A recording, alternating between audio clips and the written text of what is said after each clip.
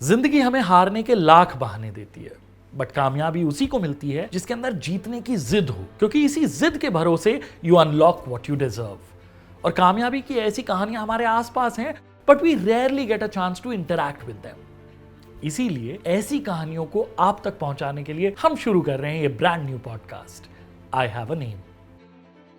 Welcome.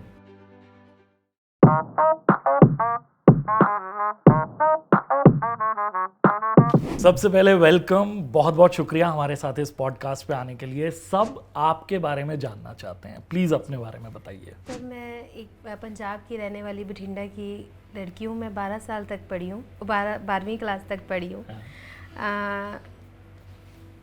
कोई बात नहीं, दोबारा से आएंगे। बहुत सही कर रहे हो। अरे ऐसे जैसे नॉर्मली बात कर रहे थे ऐसे ही तो करनी है अभी। अच्छा। ओए, किसी ने जब भी मैच देखी है? सारे इधर उधर देखो भाई, इधर नहीं देखेगा कोई, ठीक है?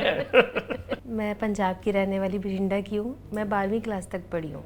Okay. मेरी यहाँ पे शादी हुई है दिल्ली में। कितने साल हो गए आपकी शादी मेरी को? शादी को 18 साल हो गए हैं। ओके। हाँ जी। तो 18 साल में भी आपने खुद को दिल्ली वाला कहना शुरू नहीं किया है ना? नहीं सर, पंजाब वाले कभी दिल्ली वाला कहना सोचते नहीं है। अरे वाह, ओके। सो अभी तक पंजाब की कौन सी ऐसी बात है जो आपको दिल्ली में बिल्कुल नहीं मिली, जिसे बहुत मिस करते हो आप? लोगों का आपसी प्यार, वो यहाँ पे नहीं है जो पंजाब में है। ओके। मेरे परिवार में मेरे 2 बच्चे हैं। Okay. और हस्बैंड वाइफ हैं। और मेरे जो हस्बैंड वाइफ तो आप और आपके हस्बैंड ही हो ना, या अलग से भी कोई हस्बैंड वाइफ है? नहीं, हस्बैंड है। मेरी बेटी एक स्पेशल चाइल्ड है। वो उसका IQ 60% है और 40% वो ठीक है। 2005 में मेरी शादी हुई थी। 2007 में मैंने सैलून का काम करना शुरू किया।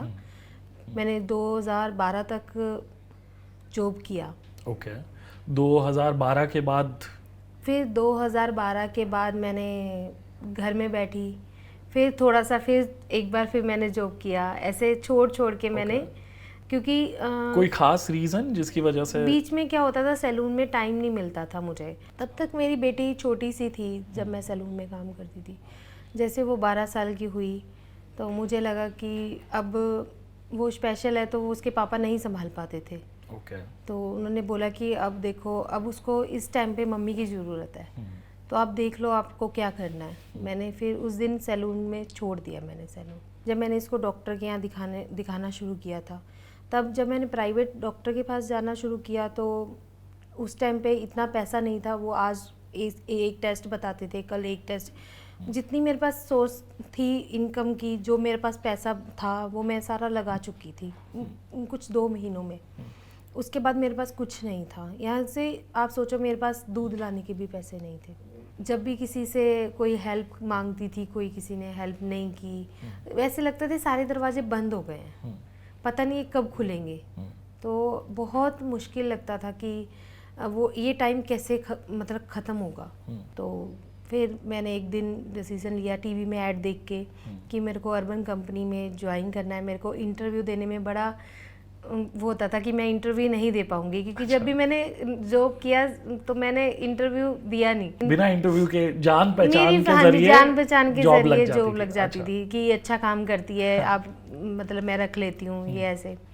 तो मेरे को आज भी याद है, उस दिन मैं गई ऐड देख के अर्बन कंपनी की, और 5 बजे कुछ लड़कियाँ आ रही थी, कुछ लड़कियाँ जा रही थी, कुछ सिलेक्टेड हो रही थी, कुछ नहीं। शायद हर किसी के काम का होता होगा। मेरा नंबर 5 बजे आया। तो मैंने जब इंटरव्यू दिया तो मैं सिलेक्ट हो गई, बड़ा खुश हुई। 10 दिन बाद उनका फ़ोन आया कि आज आपकी ट्रेनिंग है और आप 2 बजे ब्लैक कपड़ों में आएंगे। 15 दिन की ट्रेनिंग थी, बहुत अच्छे से सिखाया। वो वक्त आपको कितना क्लियरली याद है ना, एक एक डिटेल याद है कि फ़ोन पर क्या बोला था, किस दिन जाना था। मेरे को सारे दिन बहुत अच्छे से याद है। मैंने मंडे को इंटरव्यू दिया था। मंडे को ही उनका कॉल आया था।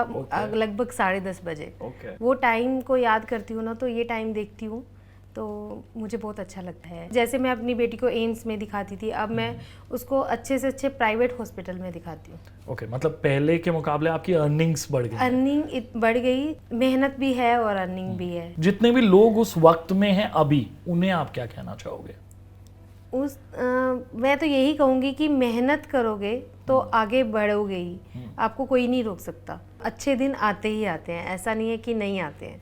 तो बहुत सारे अर्बन कंपनी के कस्टमर्स भी हैं जो इस वक्त आपकी ये बातचीत सुन रहे हैं। हाँ जी, हाँ जी। आप जब कभी भी किसी कस्टमर के घर पर जाते हो, कैसा एक्सपीरियंस रहता है? सर बहुत अच्छा, बहुत अच्छे से क्लाइंट हम स्माइलिंग फेस करके अच्छे से हमें मतलब आने को कहते हैं। ये सब ऐसा लग रहा है जैसे पढ़ी पढ़ाई बातें बता रहे हो। नहीं, सबके साथ अच्छा एक्सपीरियंस नहीं रहता नहीं सर, बहुत अच्छा एक्सपीरियंस रहता है। हाँ। बट ये है कि कोई क्लाइंट को जैसे गुस्सा आया हुआ है, हाँ। तो वो भी हमें सिखाया गया कि कैसे हैंडल करना है। ये नहीं है उनका गुस्सा आया हुआ है, आप भी गुस्से में ऐसे खड़े हो गए उनके आगे। अगर वो गुस्से में, तो आपको हंसते हुए, शायद वो आपको हंसते हुए देख के उनको भी हंसी आ जाए। ओके। तो और गुस्सा भी तो आ सकता है आपको हंसते हुए देख के। अगर मैं गुस्से में हूँ और आप सामने से हंस रहे हो सिचुएशन के ऊपर, क्या पता मुझे गुस्सा आ जाए? नहीं नहीं, जब हम बात करते हैं ना, तो ऐसा नहीं है कि आपको गुस्सा नहीं आएगा, ये बात तो पक्की है।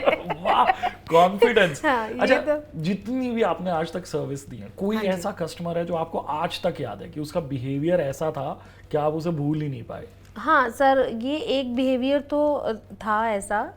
वो मेरे को याद है, तीसरा दिन था मुझे कंपनी में काम करते हुए। तो मैं बुकिंग पे गई, तो हमारे में जैसे अंडर आर्म्स पील ऑफ से करते हैं। ओके। मैंने उनको पूछा भी कि मैम पील ऑफ से अंडर आर्म्स करनी है आपकी, तो वो सुननी नहीं थी। तो मैंने कहा चलो ठीक है, कोई बात नहीं। तो उनको थोड़ी सी गर्म लग रही थी, तो मैंने ना मैम को बोला कि मैम थोड़ा सा फ़ैन ऑन कर लूँ। सारे स्विच ना ऑन थे, तो बोली कि वो स्विच है, आप उनसे वहाँ से कर लो। तो मैंने कहा मैम ये सारे स्विच ना ऑन है, बट ऑफ तो कोई मेरे को दिख नहीं रहा है जो मैं ऑन करूँ। तो उन्होंने चिल्ला के मेरे ऊपर तकिया फेंका कि किस पागल को यहाँ पे भेज दिया। ओके। वो चिल्लाने लगी बहुत ज़ोर ज़ोर से कि मतलब मेरे को डर था कि बस मैं इसके घर से कैसे निकलूं। कॉल सेंटर वालों ने बोला कि आप सामान छोड़ के या जहाँ से जैसे तैसे करके निकल जाओ, नहीं तो हम आ ही रहे हैं, बट अगर निकल सकते हो तो आप निकल जाओ। अगले दिन फिर मेरे को ऑफिस में बुलाया गया, क्या हुआ था क्या नहीं। तो मैंने कहा मैम मैं नहीं चाहती कि आज मैं इसको फेस किया है, कोई और लड़की भी इसको फेस करे।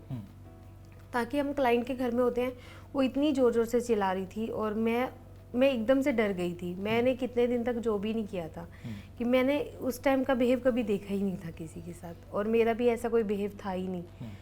तो फिर उन्होंने उनको ब्लॉक करवा दिया कि मैंने कहा ऐसा क्लाइंट हमें लेना ही नहीं है। आज भी मुझे वो बहुत याद आती हैं क्लाइंट।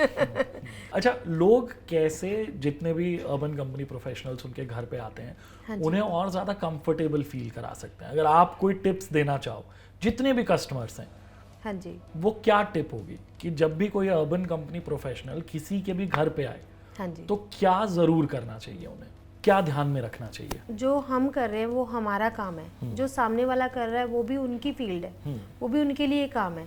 तो आप हमारा काम नहीं कर सकते, वो आपका काम नहीं कर सकते। तो इसलिए हर किसी के काम को रिस्पेक्ट देना। बहुत सारे लोग ऐसे होंगे जो इस वक्त ऐसी सिचुएशन में होंगे जहां उन्हें लग रहा होगा आगे सारे रास्ते बंद दिख रहे हैं, हाँ जी, पता नहीं इस सिचुएशन से बाहर निकल सकते हैं या नहीं। हाँ जी। उन लोगों को आप क्या कहना चाहते हो? उनको मैं यही कहना चाहती हूँ, अपने ऊपर विश्वास रखो। अब जो आप कर सकते हो वो करो। आप ये दूसरों को मत सोचो कि वो क्या बोलेगा क्या करेगा। आप जो आप कर सकते हो आप करो, अपने आप ही रास्ते खुलते चले जाएंगे। जब आप मेहनत करोगे, अपनी अच्छी सी सोच रखोगे, हंसमुख फेस रखोगे, सबसे अच्छा आप अपना बिहेव अच्छा रखोगे किसी के प्रति, तो आपके सारे रास्ते आराम से खुलते जाएंगे। और मुझे आज भी याद है, जब मेरी छोटी सी बच्ची थी, मैं झूले में डाल के उसको काम किया करती थी। उसको जब तो थोड़ी सी बड़ी हुई तो उसको क्रीम दिया करती थी कि बेटा ये अपने आप को क्रीम लगाओ, मैं तब तक क्लाइंट का काम करती हूँ। तो मैंने बहुत स्ट्रगल करके अपने बच्चों को पाला है, अपनी लाइफ को बहुत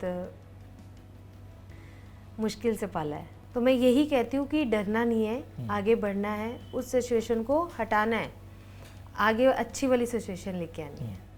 जिंदगी में इतने सारे उतार चढ़ाव देखने के बाद आप जहाँ तक खुद को लेकर आए हो, हाँ जी, यहाँ पहुँचने के बाद खुद को कभी शाबाशी दी है? बिल्कुल।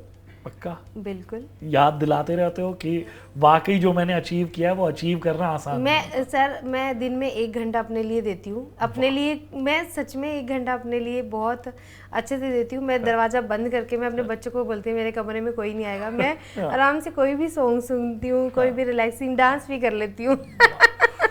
पता है इतनी ज़्यादा चीज़ें हैं ना आपसे सीखने के लिए कि बहुत सारे लोग हैं जो स्ट्रगल करते हैं सारी चीज़ों के बीच खुद के लिए वक्त निकालने में। बहुत सारे लोग हैं जो स्ट्रेस के चलते चेहरे पर मुस्कुराहट लाना भूल जाते हैं। बहुत सारे लोग हैं जो ये सोचते हैं कि अगर मेरी ज़िंदगी में इतनी सारी परेशानियां आ गई तो अब शायद खुशी का कोई स्कोप ही नहीं बचा।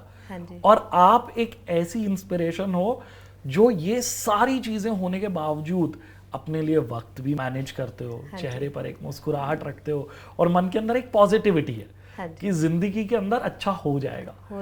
आपसे मिलके पता है होता है, ऐसा नहीं है कि नहीं होता है, होता है। तो जैसे हम सोचे कि आज हमें ये करना है, हम अपने लिए ये करेंगे, तो आपका मन वैसा ही करेगा कि हाँ अपने लिए भी करना है। अच्छा रेखा जी, दोनों बच्चों के लिए फ्यूचर का क्या सोचा है आपने? कुछ प्लान्स हैं? मेरी बेटी को मैं अभी ड्राइंग में बहुत इंटरेस्ट है, तो अभी मैंने उसको ड्राइंग क्लास से ज्वाइन की है और उसके बाद उसको मैं सोचूं कि ड्राइंग में अच्छी हो जाएगी तो वो ड्राइंग टीचर भी बन सकती है। उसके साथ जुड़ा हुआ जैसे बहुत सारे कोर्सेज हैं वो भी कर सकती है।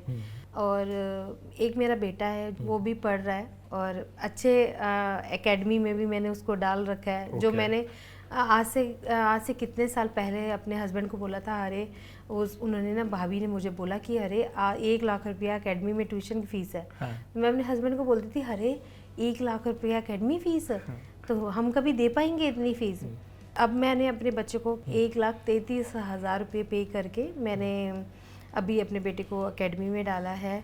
जब मैं चेक देने गई तो मैं साइन करते भी सोच रही थी और अपने अपने मुस्कुरा रही थी, यार मैं आज 1,33,000 का भी चेक काट रही हूँ।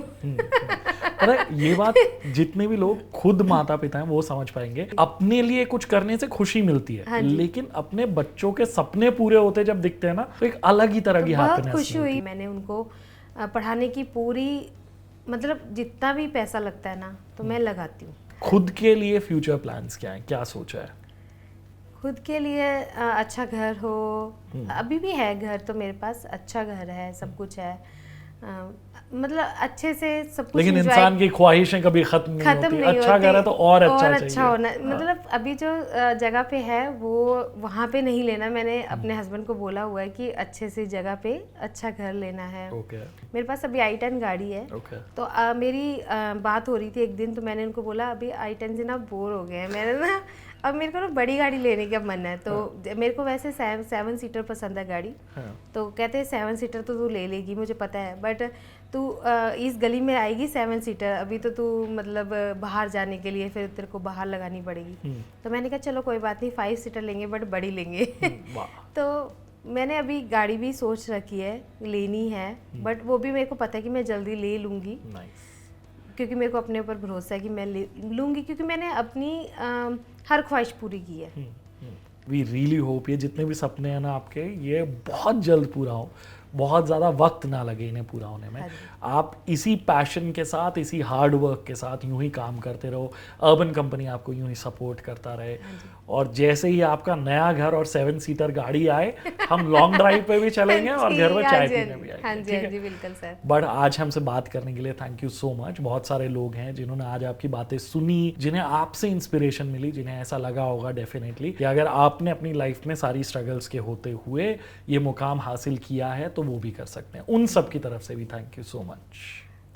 रेखा ने बिल्कुल दिल से अपनी लाइफ स्टोरी आपके साथ शेयर की। अगर मेरी तरह आपको भी उनकी जिंदगी की कहानी इंस्पायरिंग लगी हो तो definitely leave a comment for her. और अगर आप चाहते हैं इस पॉडकास्ट के जरिए यूं ही आप बहुत सारे इंस्पायरिंग लोगों से मिलते रहें तो डेफिनेटली सब्सक्राइब करिए अर्बन कंपनी को।